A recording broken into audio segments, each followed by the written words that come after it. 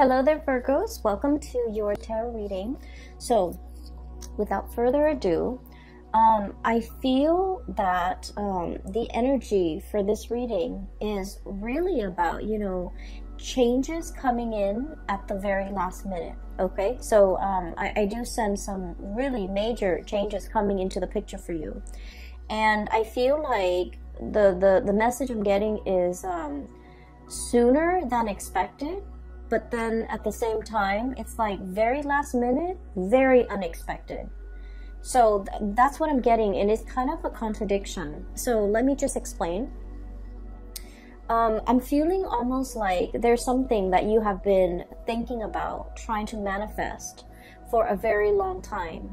And I feel like for many of you, might be 2 years, the past 2 years, you're just like, I'm waiting around for it. And you're not one to, sit around idle and wait for the tides of change to come swooping in. You guys are very, productive. And you guys are quite like busybody. You like to stay productive. You like to be efficient with your time. So it's not like you're sitting there mulling around waiting for things to come in. So on the one hand, it's always, on the forefront of your mind that you want to implement something. You want to change something. You want to do a drastic move or something very, very, I want to say like, it's like a change that is quite drastic for a Virgo. It's quite a drastic change, okay? Because you guys are still a creature of habits. But I feel like you've been mulling over a situation for a very long time. And so it's always on the back of your mind. It's also, on some days, it's on the forefront of your mind. And so I feel like you've been waiting for the opportunity or the chance encounter or something to manifest itself. And so I feel like even though you've been waiting for it for a long time, the way that it comes in, it's like when you've given up hope or when you just like kind of clear it or maybe even move it from the forefront of your mind into the back of your mind and focus on other things and, finding enjoyment and still moving on with your life. That's when this major drastic change is going to come in. And so it's coming in at a very, I want to say opportune moment, but also very unexpectedly. Okay, so that's what I'm seeing. I saw 2 images for you, and I feel like the first image is definitely in relations to your love life. The second image is other things that are, that it might have to do with this change. So let me just relay the first information first, and then we'll talk about the 4 cards, because it seems like the reading is split this way. So first of all, I see this man. He's wearing a coat. It's like autumn. He's at a park. It looks like Central Park. It looks outdoorsy. Lots of people around, but not so much that it's crowded. There are a few pigeons on the ground. And he's wearing like a brown coat. He looks very handsome. Like he's, probably 35, 40 at the latest. And he has like little, like a little Ziploc bag of like breadcrumbs. And so he's kind of casting it onto the ground, and the pigeons are like pecking at it. And so he's doing this. He's in a very calm state, but he's thinking about somebody. Okay. It looks to me like, he's on his lunch break, taking a walk, feeding the pigeons, or maybe he finished his sandwich and there are breadcrumbs in that bag. So he's feeding the pigeons. But either way, he looks like he's in an office type of a work environment, because he's dressed like, loafers and slacks and a shirt without a tie and a brown coat, like a brown trench coat. And so he's thinking about somebody else. He's thinking about somebody. And so the scene kind of splits in half, and there's another image. While he's feeding, there's another image of a woman.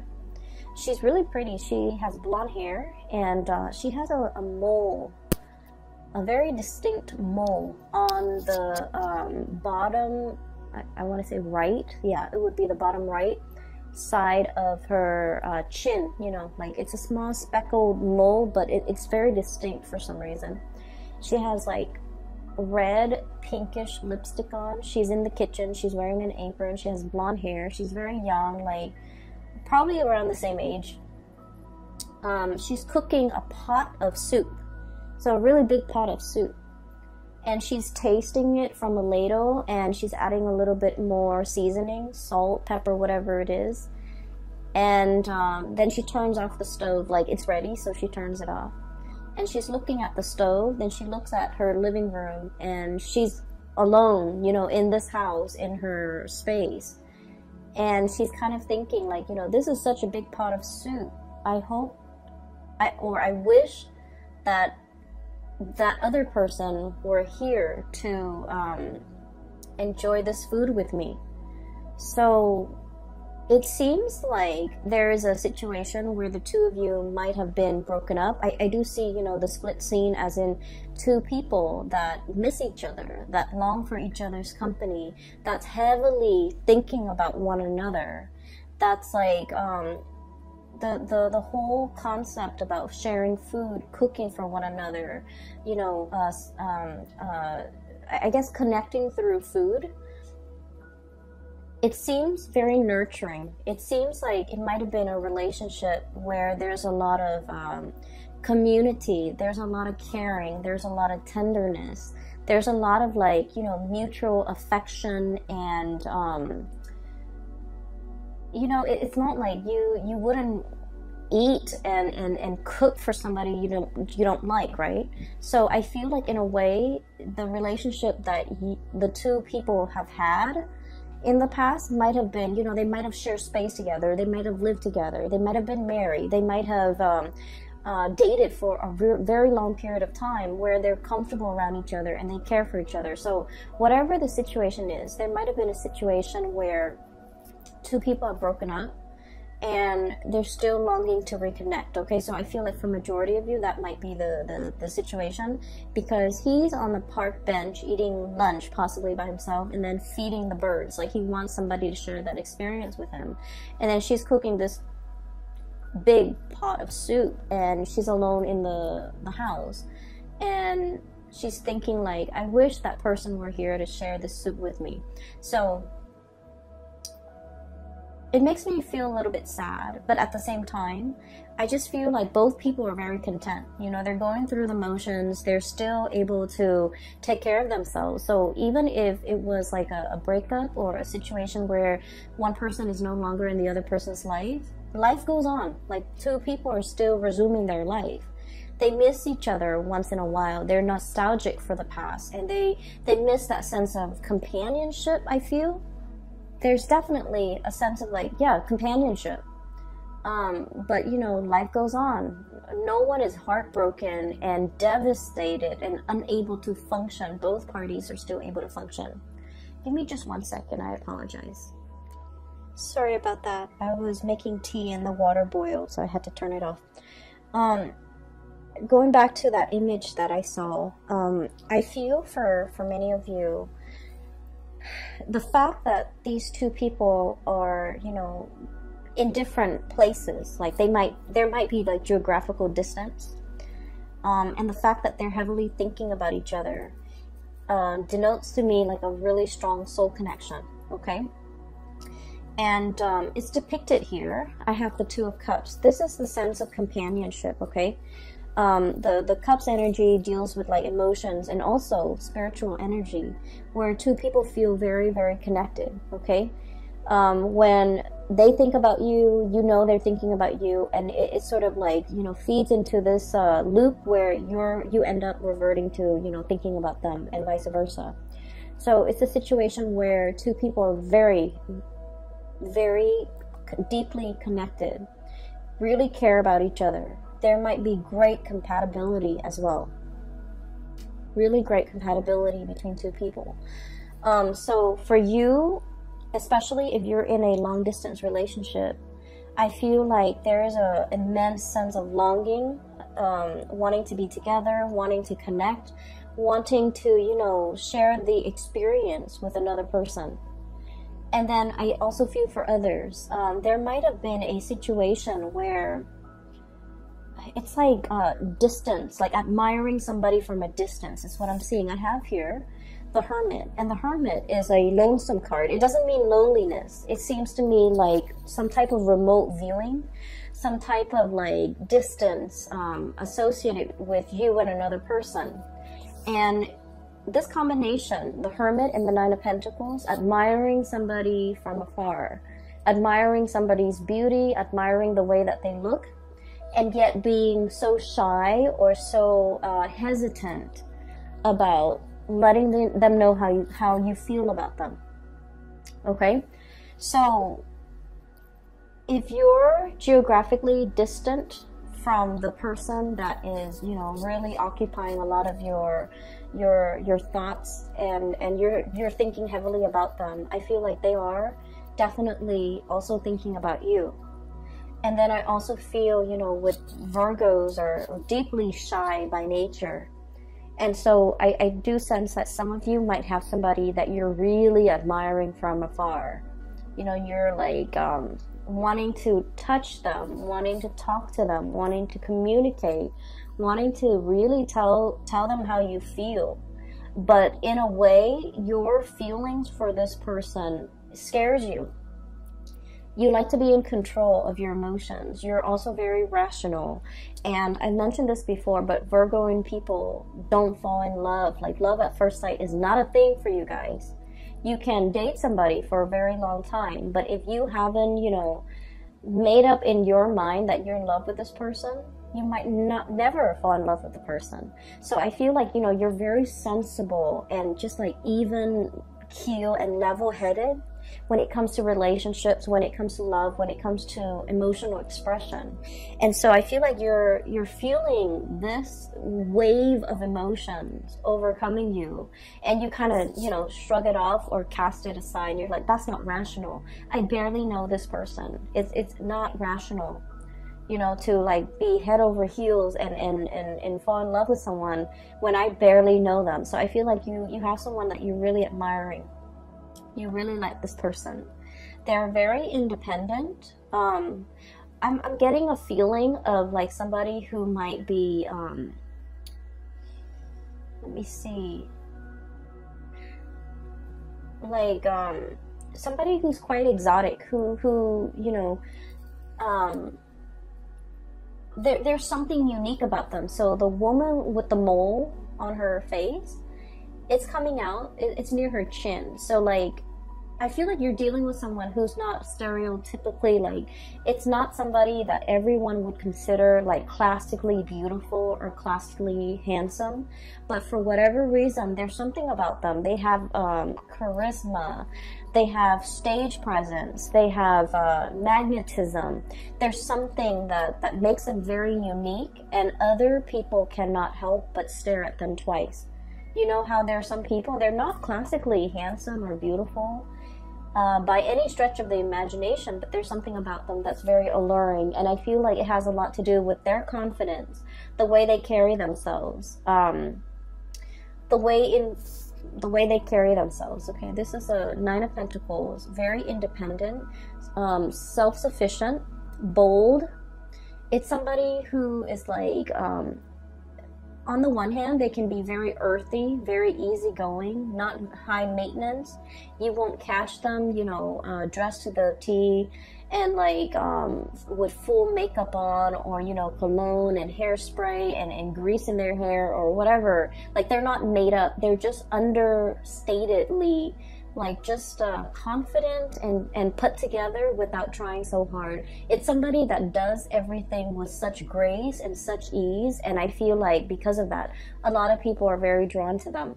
And then I also, going back to what I mentioned before, a lot of Virgo people, you guys are really deeply very shy. You do get stage fright. You don't like to be on center stage. You don't like to have a lot of attention on you. You feel a little bit out of place. And for some of you, okay, please don't get offended. You might feel a little bit, you know, socially awkward in probably a social setting, or in a setting where you don't know a lot of people. You might feel very socially awkward when you have to give a speech, give a talk, when you're speaking and everyone is staring at you. Like, you don't like that attention. And so you admire this person for the bold and the, I guess, like the confident way in which they move through life, the ease in which they do everything, and the ease in which things just magically work out for this person. So I feel like you really deeply admire this person. And you might be admiring them from afar. And I feel like for some of you, they are also feeling that way about you. But I feel that the gravity of your feelings for them, it's overwhelming you. You know, like you're kind of dumbfounded about, like, I don't believe in love at first sight. You know, why do I feel so strongly about this person when I barely know them? There's a little bit of intrigue and mystery here. And it's like you might not know a lot about them. They might not know a lot about you. You might see each other casually in passing, and you might feel like, wow, that would be a really good person for me to date or for me to have as a girlfriend or a boyfriend. And I do sense like they have no idea how you feel. And so, you know, trying to make conversation, making small talk. Virgos don't really like that, but like making small talk and trying to get into their inner circle and trying to, I'm hearing infiltrate, you know, trying to like get one leg in the door, okay? I feel like that might be a really good first step, because they might not have an idea as to how strongly you feel about them, and you're kind of scared of the impact that they're having on you, all right? So let me just, that's for like singles. I feel like there's someone who's really capturing your imagination, and I'm just feeling like you're tongue-tied and nervous, and you get flustered, and you might flush and turn red when they're around or when you think about them, because I feel like your desire for them and your feelings for them can be a little bit overwhelming. Okay, so that's for singles. I'm feeling as if, for those who are in a relationship, okay, if you're together with somebody, you and your partner have like you're kind of like at a major crossroads, not because of the relationship, but you're planning to make some major moves, okay? Make some major moves. And I feel like for some of you, we have here the Two of Pentacles. And the Two of Pentacles is about juggling jobs, juggling responsibilities, trying to figure out, you know, do I stay here where it's stable, or do I go somewhere else?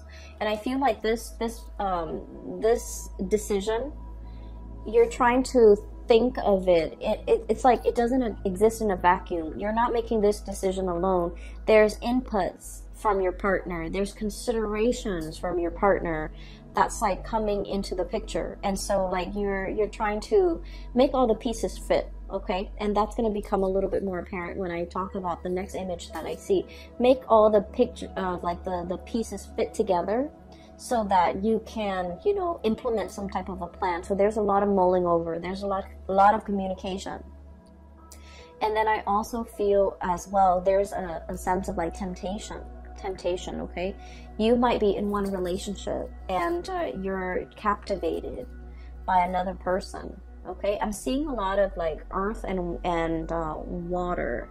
So like another earth sign, Virgo, Taurus, Capricorn, and water sign, Pisces, Cancer, Scorpio. So you might be in a relationship with one of those signs, and then you're like fascinated or interested in another person, okay? And so you're trying to, you know, figure out what course of action to take, what you should do. Do I stay in this relationship or do I jump into another relationship? So I feel like there's a lot of relationship energy, really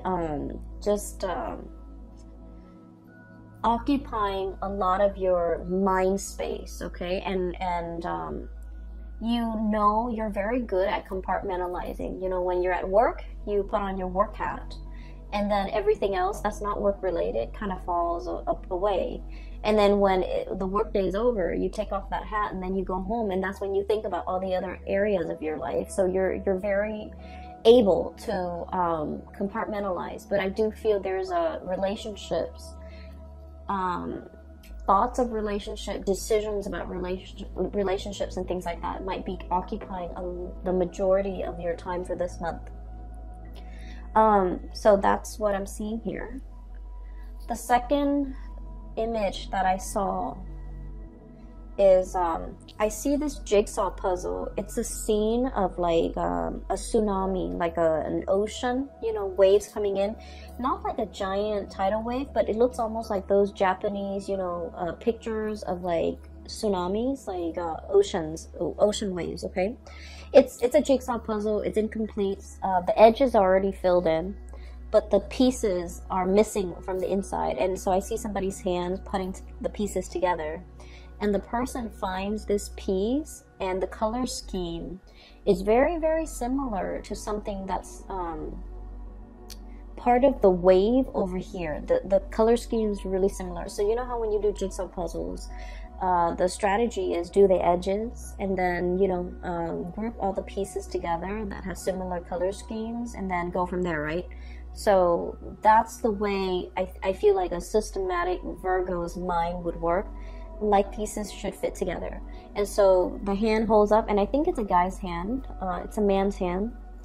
And he finds this piece and he's like, oh, it's going here. And then he tries to fit it in, rotates it. It doesn't fit. And he's all like, but it has to. The colors are so similar. And so he puts it down, and he was like, maybe there's something wrong with the laser that were used to cut the pieces. So he starts, you know, turns his hand into a fist and starts like pounding on it to make sure it fits. But sure enough, it doesn't fit. And so he puts it aside, and you see it in fast motion, where he finds pieces and everything's filled in, and at the very end, there's one piece missing. And then he goes, oh, that piece that I put aside, now it goes here. And then the scene just kind of cuts out. So what I'm seeing here, like I mentioned before, you know, there's a time and a place for everything. And everything works when it's supposed to, and everything falls into place when it's supposed to. If we, you know, try to change that logic and try to fit something where it doesn't belong, and we try to stomp it and pound it in, it's still going to resist. Okay, so I definitely feel like there was something that you thought was really right, like in your hearts of hearts, in your mind. No matter how much you mull it over, you're just like, it's perfect, it has to work, it has to work. And for some reason, it didn't work. For whatever reason that you couldn't even understand. I guess that reason was never shown to you, and even till now, you know, whenever that situation happened in your life, even now, you're still perplexed about it. You're just like, well, it didn't work in the past, you know, and I don't know why it didn't work. What will happen now to make things work? So I feel almost like this, you know, it's like a infinity loop, you know, this things coming back full circle, where you're reminded of a time where you tried something and you were so 100% sure that, well, the colors are similar, the edges are similar, why didn't it fit? And now a similar situation is coming around, and you're just like, what if it doesn't fit this time? What if it flops on me? Right? And so I feel like there's something coming around full circle, okay? And whatever didn't work out before, it's going to work out now, because in the past, you forced it. You pounded it in. And I feel almost like you were so focused heavily on the details, on the, I want to say like you might have been focused on, I guess like it's sort of like wanting something so badly and making sure that it fit, even when the physical environment was not right. Does that make sense? And I mean, it got to the point where the man with the jigsaw puzzle, he was like using his fist to kind of like hammer it in, but it didn't fit. And so they're telling you, whatever that situation was, that made you feel like you doubted your intuition, you doubted your judgment because you were so sure. Whatever it was, it's coming back around. And now you're in a much better space where you're not trying to make things fit where you're not trying to force things, where you are operating from a place of wisdom and allowing. And that's when the situation is like, it's right, okay? So there's a time and a place for everything. We have to be able to see the big picture in order to understand how the parts all fit together. Does that make sense? And the reason I say that is you have some two cards here that are back to back. 5 of Swords. And then the 6 of Swords. I'm sorry. 5 of Wands. Excuse me. And then the 6 of Wands. Okay? So, oh, I'm sorry. This is the 5 of Swords. So, the 5 of Swords is a situation where we're kind of like arguing, bickering. And the sword energy denotes communication, thought processes, mental processes that might have been faulty, where no one is really getting a word in. Everyone is bickering. Everyone is trying to, you know, be right, trying to prove that they're right. And with the 5 energies, 5 indicates a major turning point, some major change, okay? And then we have here the 6 of Wands, which is a victory. There's a situation here in the past, it was punctuated with a lot of conflict, with a lot of faulty reasoning, with a lot of just like, you know, I believe this, even though I haven't really done the research, I still believe this. You might have been dealing with people like this in your environment where the energy that they kick up around them was like a repellent for good things to come. Okay, there might have been an environment that you were in where, you know, let's say this, okay, if you're like ever walking or running on a dirt path, right? If you're running or walking on a dirt path, with every footstep or with every step, it kicks up a little bit of dust, right?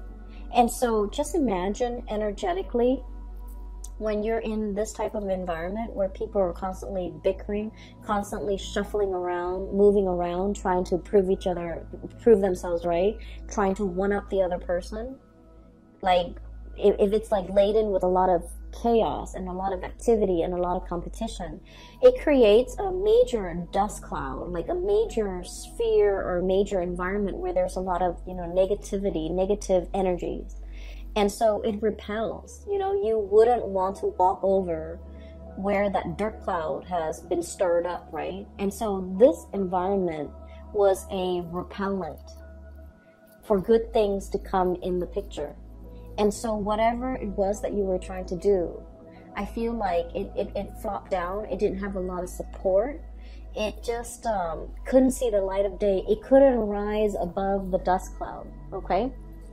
So I'm a little bit inclined to say that the people you might have had around you might not have been good for your growth. The work environment and the colleagues or the energies just surrounding the work environment was not conducive for good things to attract good things or to even, you know, be in alignment with you. And so I see you turning your back to the situation, okay?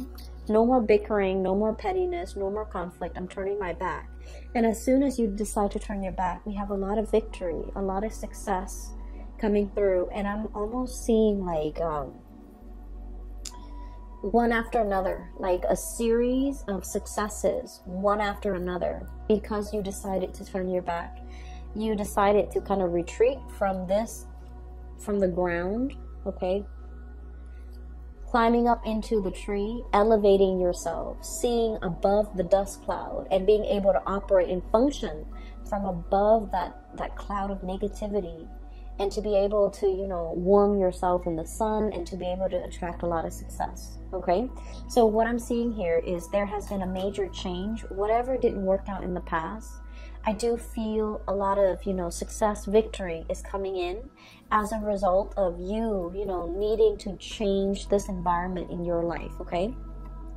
There's some major news associated with it as well. We have here the Page of Swords, and the page energies are snippets and messages coming through, and I do feel like resolution, okay? Like a wanting to make a decision but not having all the information, waiting on communication from another source so that you can decide which option to go with. Okay, so I do feel for many of you there's some major swift communication coming through this month in order to splice through that dust cloud and to be able to let things settle, and for you to decide on major changes in your life. Okay, and what I'm seeing as well for many of you, this is like leaving troublesome friendships, colleagues, petty people, I would say.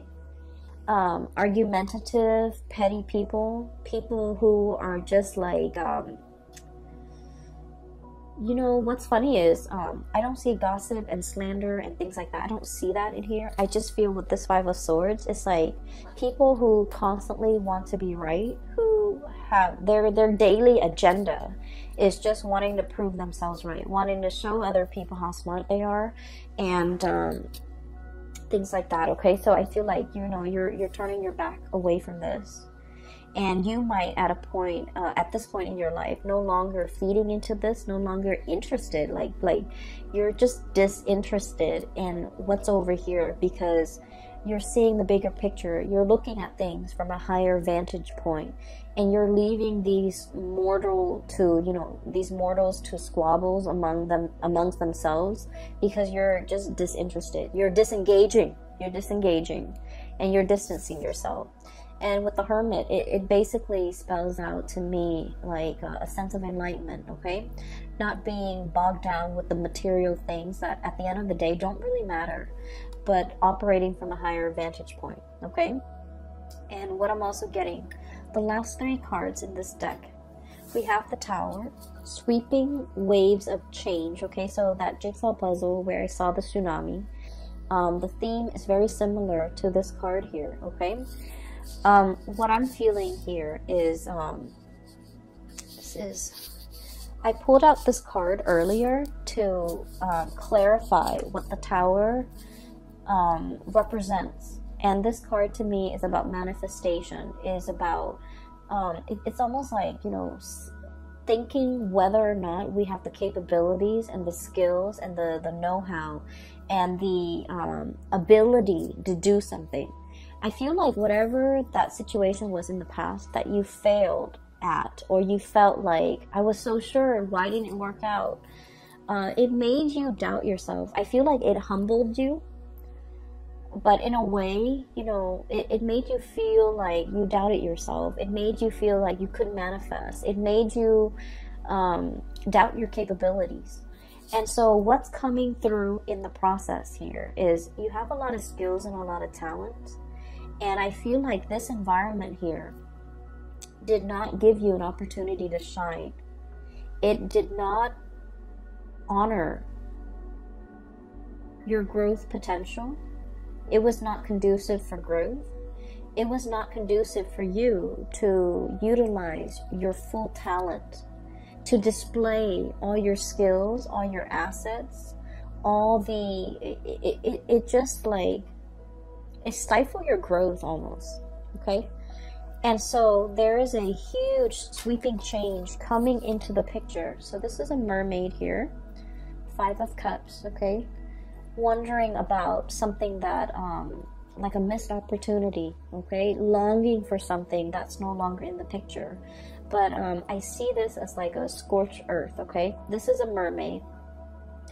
And the classical like depiction of a mermaid is it has a body of a fish and a head of a woman, right?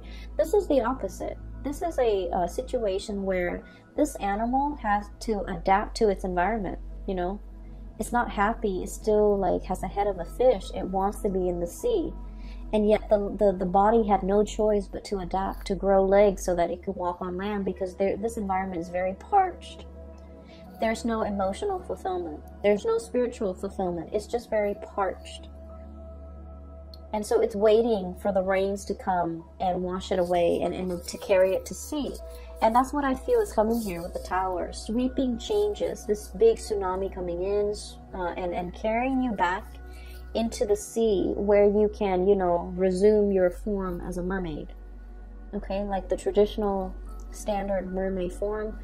face of a woman, body of a fish, and she is now in an environment where there's water, where there's life, where there's emotional fulfillment. And so there's something major here that will be coming through in the month of December. And I do feel like it's going to bring you to an environment where you belong, because wherever you are right here is not meant for you. It's there's no growth potential. There's a lot of dryness, and I'm seeing like, you know, just like it's an environment that's very dry. So for many of you, you might be changing jobs. You might be moving from a really dry, arid environment like the desert to a place that's in the tropics, that's by the sea, that's a lot more, I want to say like, it's just a lot more conducive for growth, okay? And we're not just talking about like a place that's green and lush and things like that. We're talking about emotional, spiritual growth. We're talking as well career growth. We're talking as well, you know, being in a new environment where you're able to develop to your full potential, where people appreciate all that you have to offer and they don't take you for granted, pretty much, okay? So that's what I'm seeing here. Once again, it's like the change is long coming, but it's gonna swoop in very, very quick. And that's a contradiction, but for whatever reason, I just feel like you've been waiting for it for quite some time, but it's going to come in very unexpectedly. You're kind of bookended by two major arcana cards here. We have the Hermit, taking time to yourself, being deep in contemplation, and really figuring out, you know, what's the next step in your life. And then once you have that figured out, once you've reached that space of wisdom, that's when the Tower will bring about these changes that you've been wanting for a very long time, all right? So I'm going to leave it at that. I do wish you all the best for the month of December. Once again, I apologize for the delay with this reading. I hope it finds you well still, and I hope it is relevant and applicable and might be helpful for you this month, okay? I will be back next month. I will talk to you later, Virgos. Take care of yourself.